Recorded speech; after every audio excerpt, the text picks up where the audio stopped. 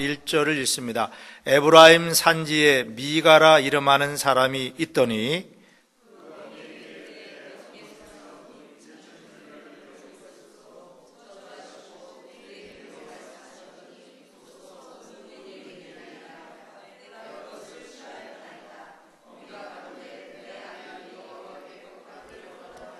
미가가 은 1100을 그 어미에게 도로 주매 어미가 가로되 내가 내 아들을 위하여 한 신상을 새기며 한 신상을 부어 만들 차로 내 손에서 이 은을 여호와께 거룩히 드리노라. 그러므로 내가 이제 이 은을 내게 도로 돌리리라.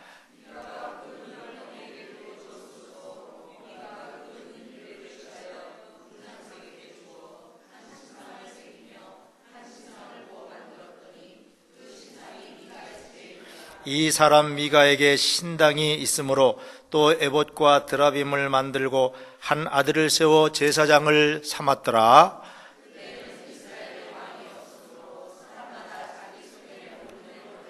유다 가족에 속한 유다 베들레헴에 한 소년이 있으니 그는 레위인으로서 거기 우거하였더라.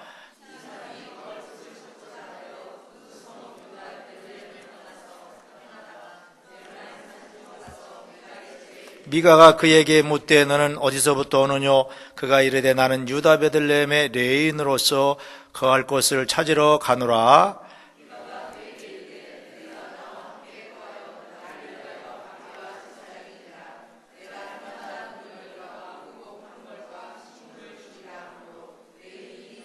레인이 그 사람과 함께 거하기를 만족히 여겼으니 이는 그 소년이 미가의 아들 중 하나같이 됨이라.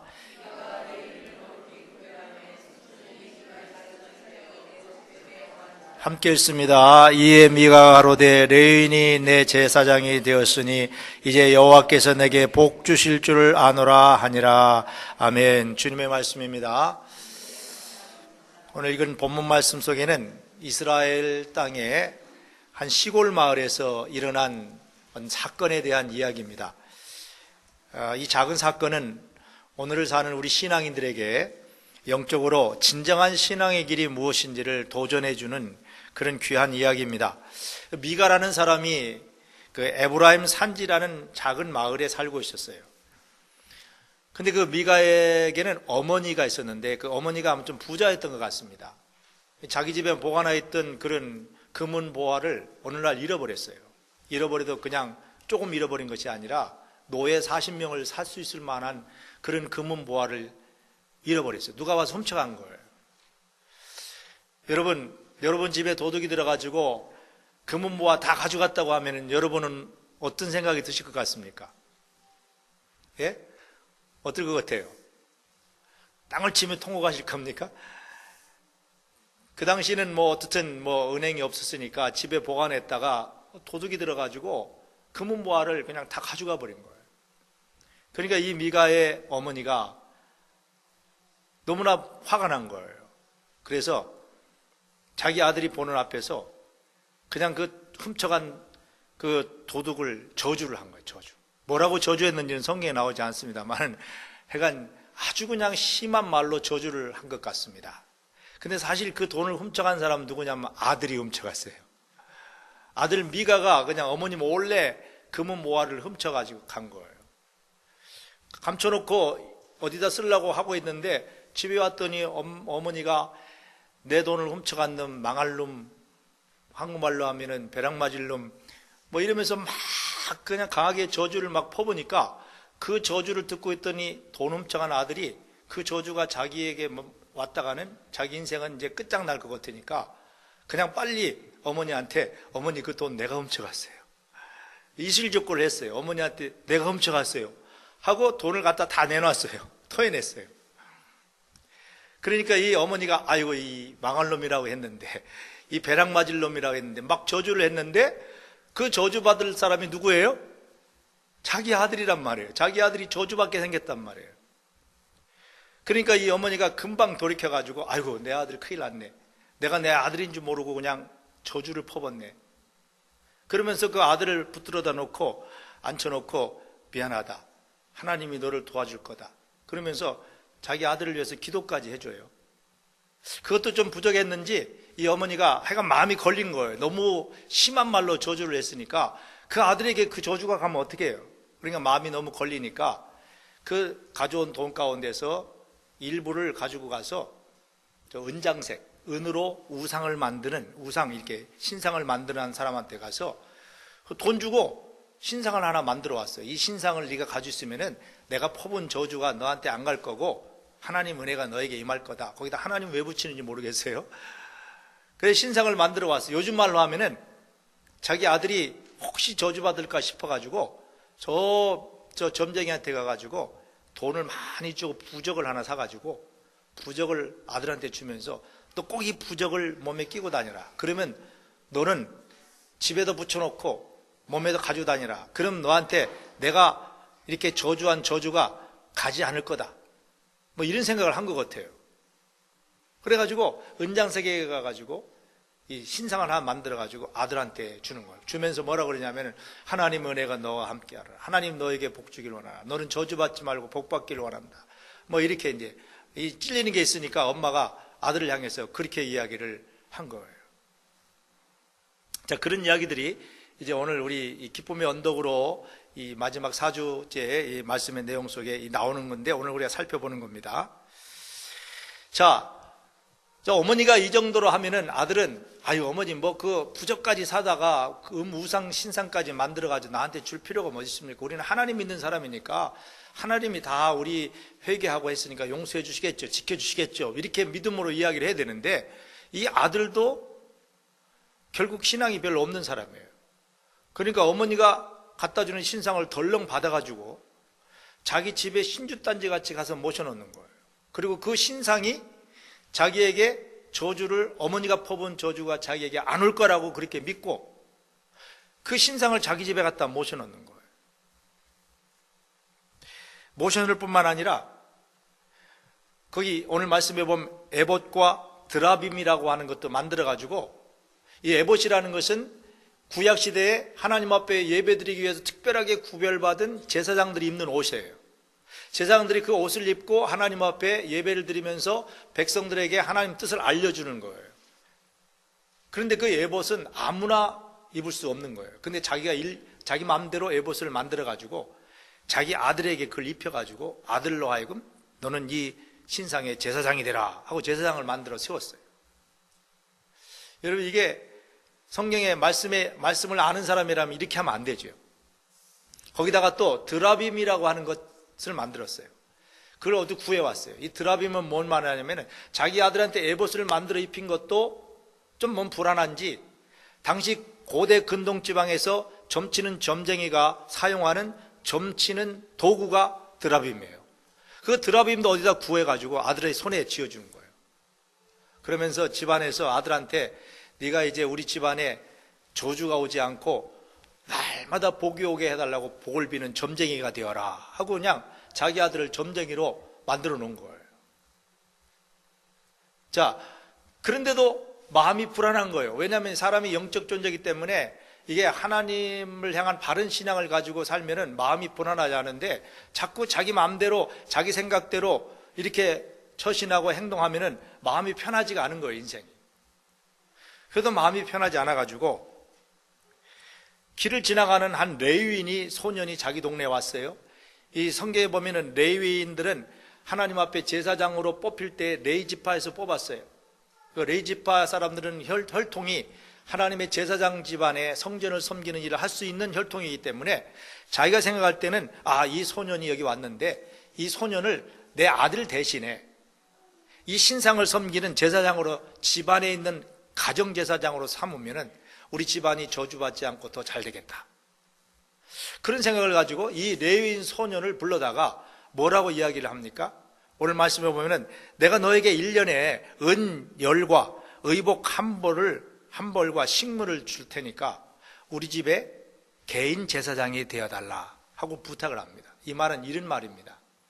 돈 주고 목회자를 사다가 자기 집에서 자기 집에 복을 빌어주고 저주가 오지 자기 집안에 복만 빌어주는 집안 목사가 되라 이렇게 이야기를 하는 거예요.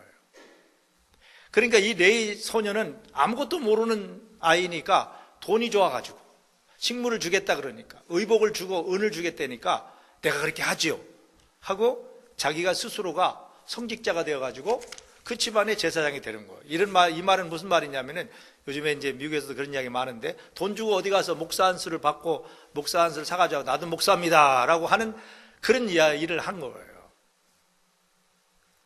자, 이런 정도로 해놓으니까 이 미가가, 자기 어머니가 자기한테 막 퍼부은 저주가 이제는 우리 집안에 안 오겠다, 이런 마음에 그런 생각이 들어가지고 오늘 성경에 보면은 마음이 평안했다 그랬어요. 만족했다 그랬어요. 기뻐했다 그랬어요. 그러면서 아울러서 그는 뭐라고 이야기하느냐면, 하나님 아버지 나에게 복을 주시옵소서.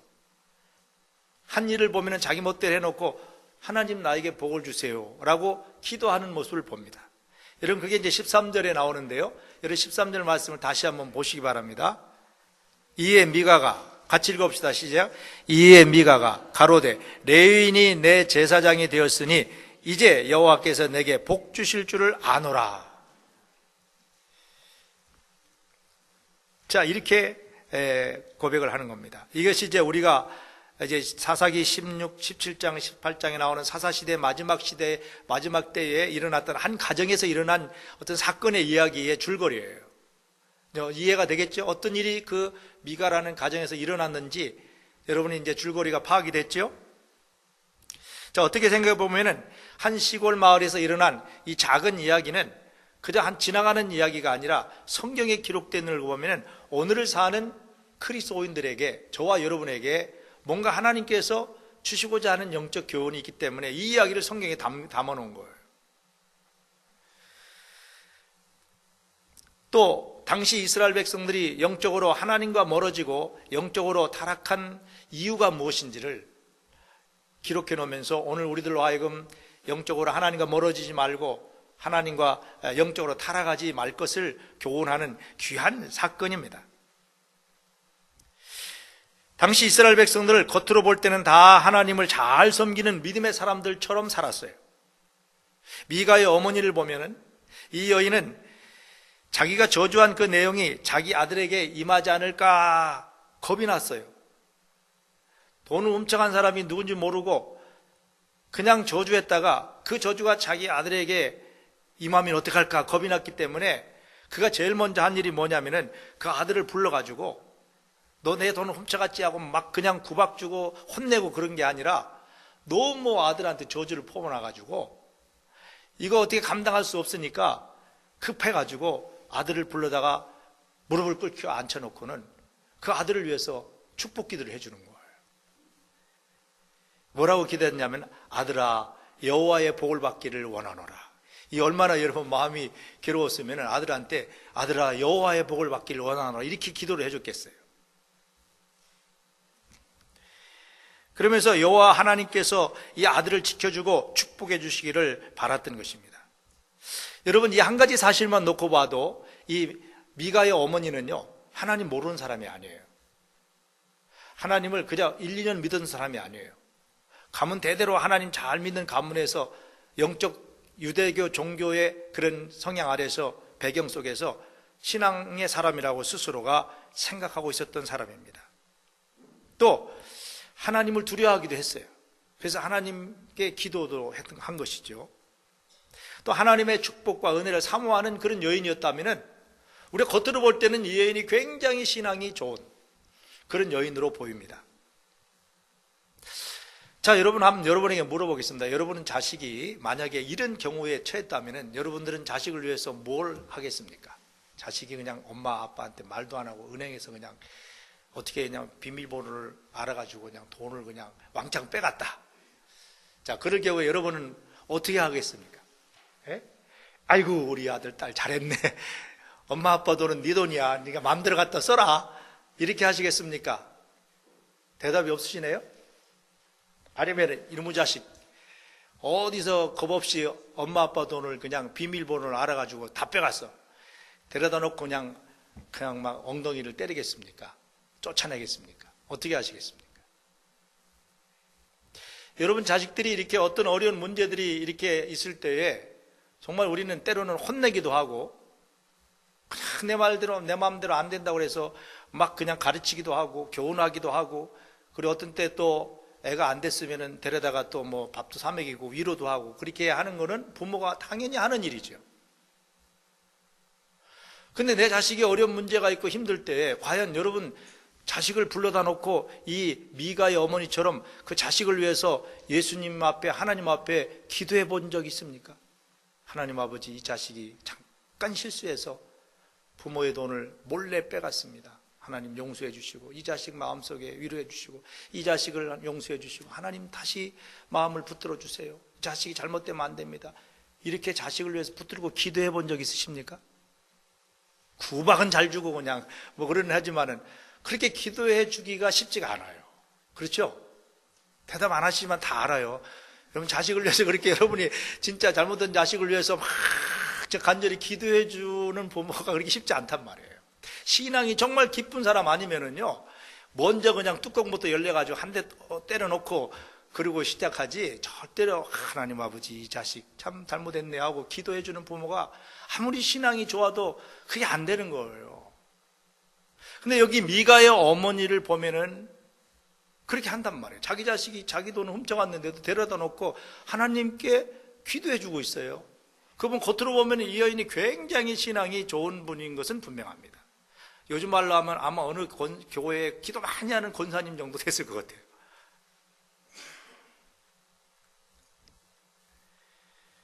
정말 하나님을 생각하지 않고 하나님의 도움을 사모하는 여인이 아니라면 이렇게 할 수 없는 것이죠. 또 미가는 어떻습니까? 아들을 이 미가는요, 이게 그냥 청년이 아니었어요.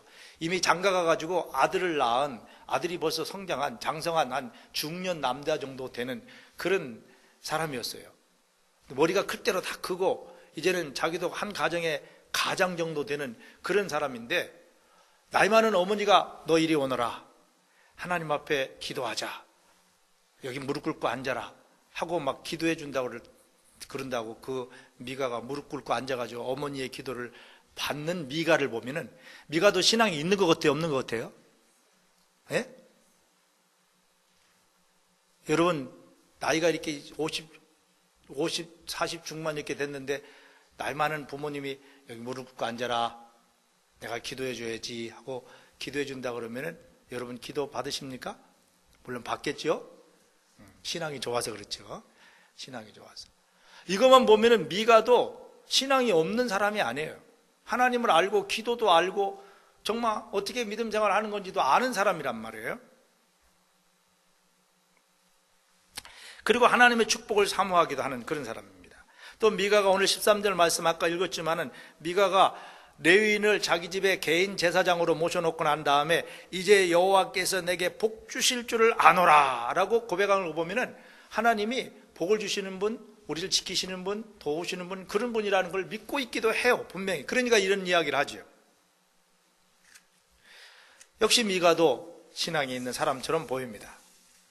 겉으로 볼 때는 미가나 미가의 어머니가 다 신앙인처럼 보여요. 교회에서 열심히 봉사하고 교회에서 직분도 받고 열심히 예배도 드리고 헌금도 드리고 시간도 잘 드리고 그렇게 이렇게 하는 사람인 거는 분명합니다. 그런데 정말 가만히 이 사건을 들여다보면은 이들이 한 행동과 그들의 생활 행태를 보면은 정말 이상한 점이 많아요. 하나님 믿는 사람은 이렇게 하면 안 되는데 하는 생각이 들 때가 있단 말이에요. 그래서 이 미가의 어머니를 먼저 생각해 보면은요, 신앙은 있는 것 같은데 사는 것은 실질적인 생활은 엉뚱하게 생활하고 있는 거예요. 그러니까 이거는 진정한 신앙이 아니라는 겁니다. 겉으로만 신앙이지 정말 신앙의 모습이 없다는 거예요.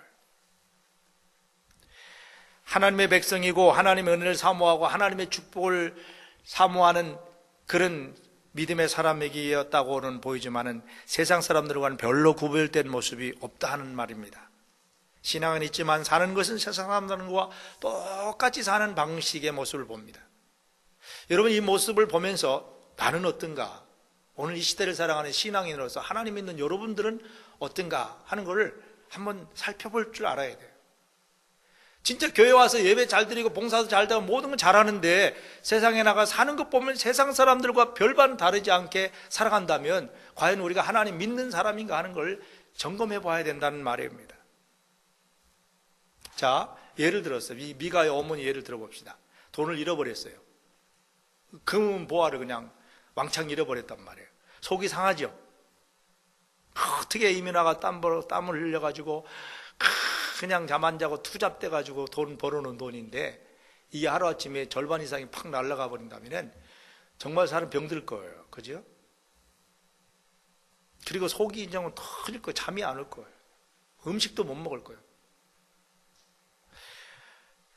그래서 이 미가의 어머니도 정말 속이 상해가지고 그런 일이 탁 터지니까 그냥 자기 아들이 있든 말든 주변에 누가 있든 말든 그냥 입을 열어가지고 저주를 막 퍼붓단 말이에요. 저주, 아까 이야기한 대로 망할 놈 아니면 벼락 맞을 놈 뭐 어떻게 막 저주를 막 퍼버리는 모습을 볼 수 있어요. 예? 자, 그렇다면은 과연 이분이 하나님을 진정으로 믿는 신앙이냐 하는 퀘스천이 생깁니다. 만약에 진짜 하나님, 살아계신 하나님, 전능하신 하나님, 모든 걸 합력하여 선을 이루시는 하나님이시라고 믿은 진정한 신앙이라면 이럴 때 어떻게 했을 것 같아요? 여러분 같으면 우리 임마누엘 교회들은 어떻게 하실 것 같아요? 네? 어떻게 하실 것 같아요? 먼저 무릎 꿇고 기도하겠죠. 신앙인 하나님, 왜 나에게 이런 일이 있습니까? 또 돈을 훔쳐간 사람 누군지 잘 모르지만은 왜 그 사람이 돈을 훔쳐갔을까요? 하나님, 이 문제를 잘 이길 수 있도록 나에게 믿음을 주시고 지혜를 주시옵소서. 이렇게 먼저 하나님 앞에 기도하면서 하나님 앞에 이야기를 해야 되지 않습니까? 그런데 그거는 둘째치고 그냥 입으로 그냥 저주를 막 퍼붓는 말부터 해야 된단 말이에요. 그러면 그 세상 사람들과 똑같이 다를 바가 뭐가 있습니까?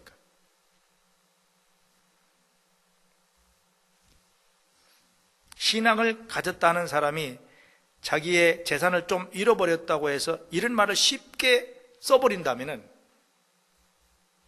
과연 이분이 하나님 앞에 진정한 신앙인인가? 우리가 흔히 이런 실수를 참 많이 포함합니다. 나는 되게 신앙이 좋은 사람인 것이 있으면서도 실질적으로 생활 속에 들어가 보면은 그냥 우리가 함부로 막 말도 하고 함부로 생각하고 함부로 처신하고 이럴 때가 참 많아요.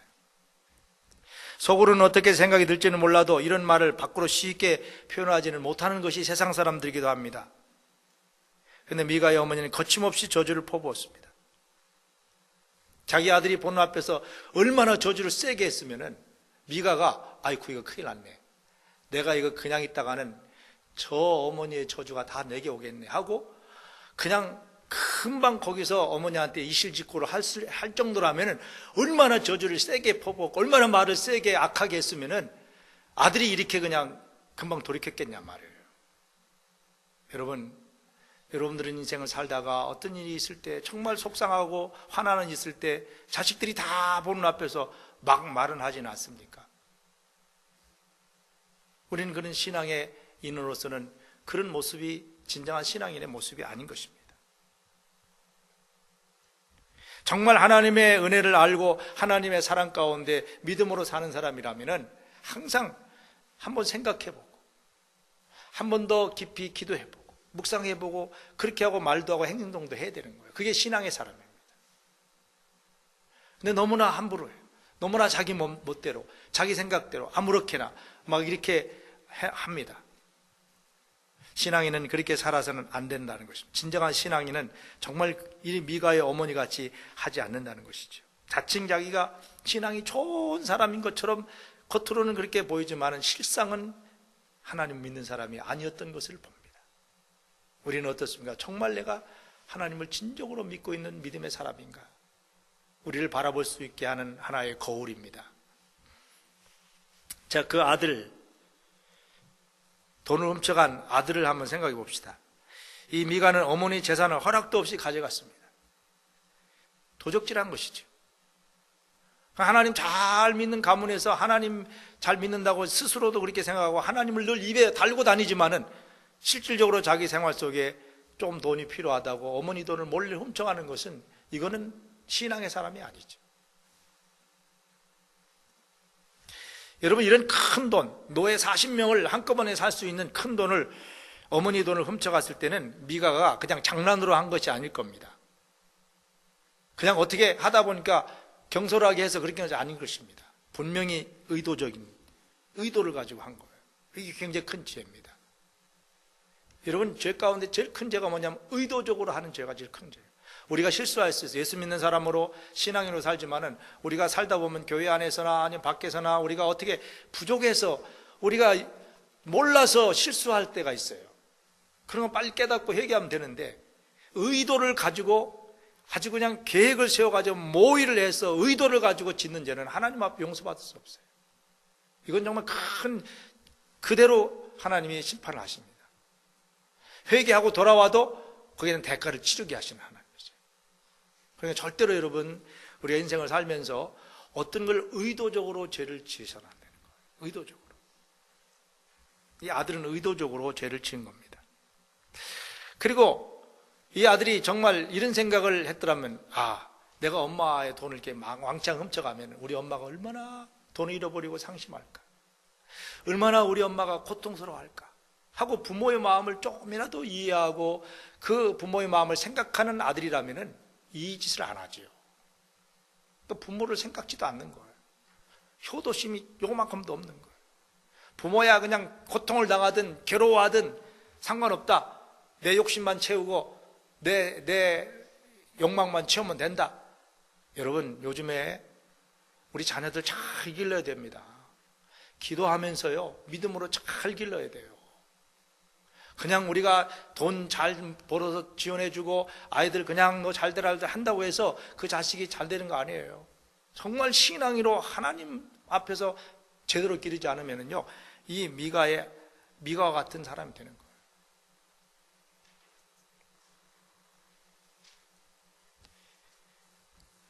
자, 어머니가 저주를 퍼붓기 전까지 이 미가는 어머니 훔친 돈을 감춰두고 있었어요. 모른 척 하는 거예요. 모른 척 하지만은 그 양심은 얼마나 괴로웠겠습니까? 어머니가 너무 심하게 저주를 퍼부니까 거기서 할 수 없이 이제 이실직고를 하고 돈을 내놓은 거예요. 여러분, 하나님의 복을 받기를 원하는 사람이 이렇게 살 수는 없는 거죠. 이렇게 살아서는 안 된다 하는 것을 우리에게 교훈해 주고 있어요. 복받을 사람으로 살 수 있게 되시기 바랍니다. 하나님이 다 보시고 다 아는 거예요. 복받을 사람으로 인격과 우리의 신앙이 돼 있으면 하나님의 복을 받을 수 있는 거예요. 물론 우리 그리스도인이라고 해서, 우리가 신앙인이라고 해서 늘 모든 것에 흠이 없고 완벽하게 살 수 있는 존재들은 아닙니다. 우리도 실수할 수 있고 우리도 정말 연약해서 넘어질 수도 있고 그렇지만은요, 그럴 때마다 금방금방 우리가 회개하고 집게 돌아오면 하나님 우리를 다시 회복시켜 주시고 우리를 세워주시는 하나님이십니다. 그러나 여기 의도적인 이런 죄는 짓지 말아야 한다는 것이 오늘 성경의 말씀인 것입니다. 자, 앞에서 말씀드렸지만은 이 미가의 어머니가 너무 저주를 해놔가지고 자기 아들에게 축복 기도를 해주고도 그것이 모자라서 결국은 이렇게 우상을 만들어가지고 자기 아들에게 주기까지 하는 이런 어머니의 모습, 이 미가의 어머니의 이 모습을 보면 분명히 겉으로는 하나님 잘 믿는 사람인 것 같은데 삶으로는 그 하나님을 믿는 길을 가지 않는 거예요. 하나님께서 계명 속에 절대로 우상을 만들지 말라, 내 앞에 우상을 두지 말라, 이렇게까지 말씀하셨는데 그 말씀은 생각지도 안 하고 자기 위로받기 위해서, 자기 편한 대로, 자기 유익을 위해서 그냥 우상을 만들어 버리는 거예요. 자, 왜 이렇게 했을까? 왜 이 미가나 또 미가의 어머니가 하나님의 믿는 유대교 종교 아래서 많은 그런 신앙의 영향을 받고 그 배경 속에서 자랐는데도 신앙생활, 다른 말로 하면은 교회에서 10년, 20년, 30년 교회 생활하고 신앙생활하고 교회에서 장로님, 권사님, 집사님 뭐 직분도 받고 이렇게 살았는데도 왜 겉으로는 신앙이 좋은 것 같은데 실생활 속에 들어가면은 진정한 신앙의 길을 가지 못하고 이렇게 곁길로 가고 빗나가는 이런 정말 능력 없는 신앙인이 되느냐? 왜 그렇게 될까요? 그 이유가 뭘까요? 이스라엘 백성들이 하나님께로부터 엄청난 축복을 받았어요. 택함 받고 하나님이 땅이 없는 그 백성들에게 젖과 꿀이는 가나안 땅을 하나님 선물로 주셨고 그 땅에 있는 원주민들을 다 쫓아내고 그 땅에서 정착해서 안정하고 편안하게 잘 살게끔 하나님 은혜를 주셨는데 왜 그들이 하나님을 버리고 우상을 숭배하면서 살았을까요? 왜 이렇게 진정한 신앙의 길을 걸어가지 못했을까요? 사사기 기자를 통하여서 하나님은 또 이 가정의 한 사건의 이야기를 통하여서 하나님 우리에게 깨우쳐 주시는 진리가 있습니다. 그 진리가, 그 답이 6절에 있습니다. 여러분 6절을 한번 다시 보시기 바랍니다. 사사기 17장 6절, 굉장히 중요한 말씀입니다. 같이 읽읍시다. 사사기 17장 6절 시작. 그때에는 이스라엘에 왕이 없으므로 사람마다 자기 소견에 옳은 대로 행하였더라. 이스라엘에 왕이 없으므로, 실질적으로 이스라엘 왕은 누구십니까? 하나님이 왕이시라고요. 하나님이 왕이시고 그 하나님이 왕이신 그분이 하나님의 백성들과 나라를 하나님의 법인 말씀으로 다스리는 거예요. 그래서 하나님의 통치가 있고 하나님의 다스림이 있을 때는 하나님의 말씀대로, 통치대로, 법대로 가면 돼요. 근데 이들이 하나님을 버리고 하나님을 왕으로 섬기지 아니하고 하나님의 통치를 받지 않고 사니까 사람들이 어떻게 됐습니까? 각각 자기 소견에 옳은 대로, 각각 자기가 주인이에요. 각각 자기 소견에 옳은 대로 행하였더라. 지멋대로 사는 거예요. 기준이 없어요. 무엇을 따라 살아야 될지 몰라요. 그러니까 각각 사람들이 자기 소견에 옳은 대로 살아버리니까 이런 신앙도, 하나님 섬기는 것도 자기 편리대로 하는 거예요. 하나님 섬긴다는 말만 가지고 있지 실질적으로 돌아가 보면 지멋대로 사는 거예요. 자기 감정대로 살고 자기 기분대로 살고 자기 주장대로 살고 자기 고집대로 살고. 여러분, 이건 신앙이 아닙니다. 잘 깨달으셔야 돼요. 신앙생활 연조와 상관없어요. 신앙생활의 모든 그 직분과 상관없어요. 여러분, 이런 시대가 사사시대였는데 이런 시대가 시대마다 있었고 지금도 그런 시대라는 겁니다. 여러분, 교회 안에 또 세상 보세요. 이제는 점점 인본주의가 극성을 떨고 있습니다. 그리고 물질주의가 세상을 지배하고 있습니다. 그래서 자기 유익을 위해서라면은 하나님도 적당히 믿고, 자기 자존심과 자기의 자기 자신을 위해서라면은 하나님 그냥 자기 생각대로 버렸다가 또 붙들었다가 이렇게 하는 거예요. 사람 중심입니다. 인본주의, 물질 중심. 그래서 돈이면 얼마든지 불의한 것도 선한 것으로 바꿀 수 있는 세상이다. 이렇게 만드는 거예요. 이게 바로 사람들이 왕이 없으면 하나님을 두려워하고 하나님의 말씀과 진리의 통치 아래서 그분의 진리를 따라서 가야 되는데, 각각 하나님 버리고 말씀 안 읽고 그냥 무지하게 하나님이 어떤 분인지, 말씀은 뭔지 관심이 없어요. 하나님 말씀이 뭔지 관심이 없어요. 그러니까 여러분, 우리가 와서 예배를 드려도 하나님이 나의 왕이십니다, 그분의 말씀에 순종하고 그분 뜻대로 살겠습니다, 이런 고백이 없이 예배 드리면 예배도 그냥 나 위로받기 위해서 드리는 거고, 그냥 나한테 그냥 필요해서, 그냥 나를 필요해서, 나의 유익을 위해서 그냥 신앙도 필요한 거예요. 그러니까 자기 소견대로 사는 거예요. 이거는 미신이고 이건 신앙이 아닌 것입니다. 그래서 이걸 지금 말씀하시는 거예요. 오늘 우리가 하나님을 섬기는 신앙이라는 것은 그저 내 마음의 위로와 평안을 주기만을 위한 것이 아닙니다.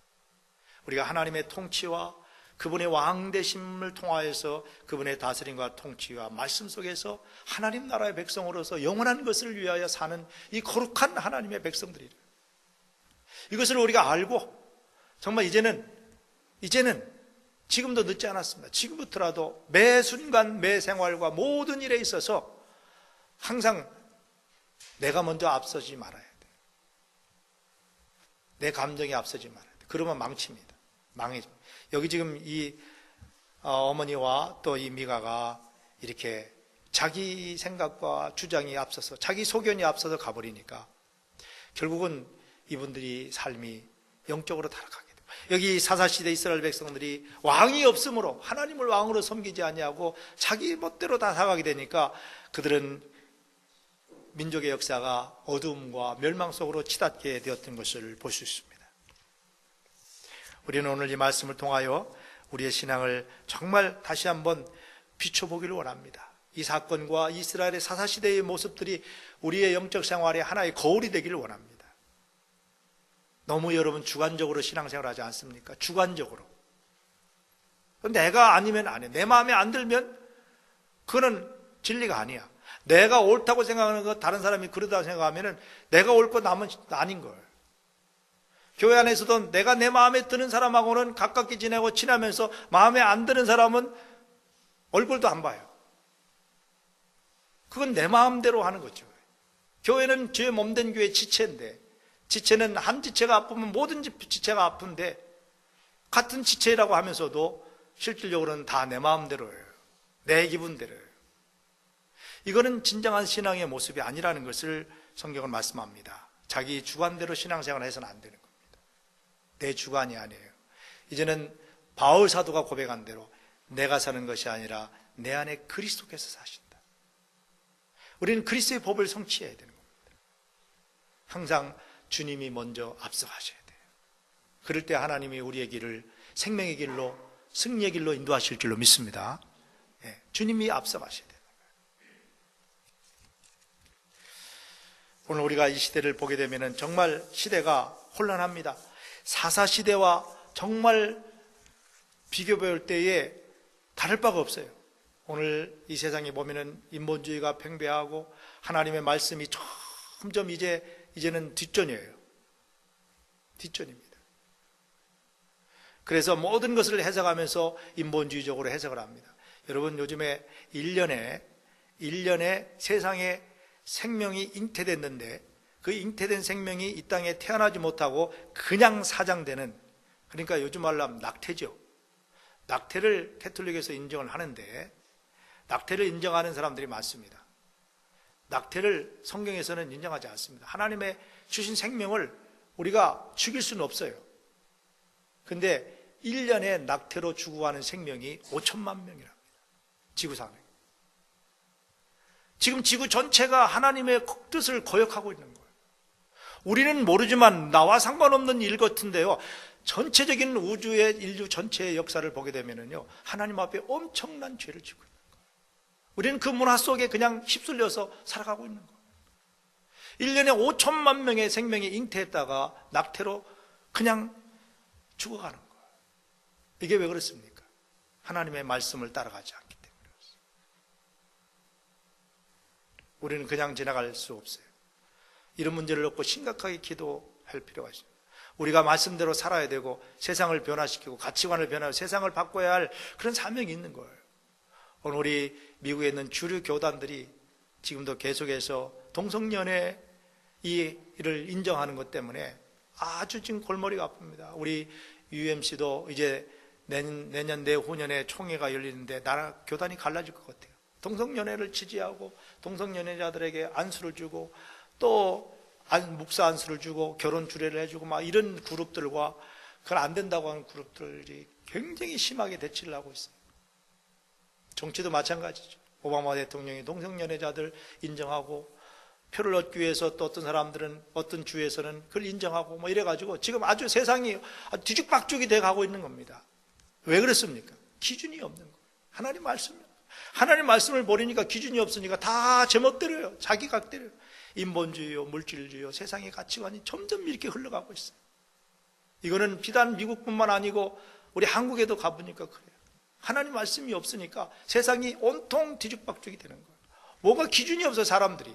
돈만 많이 벌어가지고 수단과 방법 가리지 않냐고 돈만 많이 벌어가지고 돈 가지고 하면 다 된다. 이번에도 테크노마트인가 판교에 테크노마트인가 거기서 하다가 그냥 세월호 사건 터진 지 불과 얼마 되지 않은데 또 대형 사고가 터졌잖아요. 무슨 판교에서 테크노마트인가 거기에서 이렇게 공연하는데 사람들이 좀 더 많이 잘 보이는 데 가서 올라간다고 그냥 환통부인가 그 위에 올라갔다 왕창 무너져가지고 여러 사람이 죽었잖아요. 안전 불감증. 이게 돈이면 모든 것이 된다는 이런 가치관.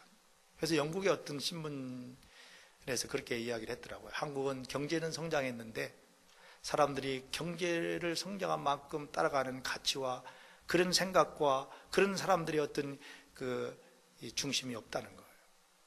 한국 사회는 돈이면 다 된다 이런 시대가 됐다는 거예요. 기준이 없는 거예요. 심지어는 우리도 겪고 있잖아요. 돈이면 불의한 것도 의롭게 바꾸는 세상이에요. 돈만 많이 있으면은 변호사 사가지고 악한 것을 자기가 잘못한 것도 잘못 안 했다고 바꾸는 세상이 됐단 말이에요. 이런 세상에서 우리가 살고 있는데 어떻게 사시길 원합니까? 그냥 세상과 적당하게 타협해서 살아갈 수는 없는 것입니다. 더 우리가 하나님의 진리의 말씀에 붙들려서 하나님의 진리 안에서 하나님의 왕되심을 인정하고 그분의 인도하심을 따라 살아가야 당장은 고난이고 힘들고 어렵지만은 우리의 모든 삶은 하나님의 도우심 속에 승리하게 될 줄로 믿습니다. 기도하시겠습니다. 하나님 아버지, 우리가 신앙생활을 하나님을 믿으며 하고 있는데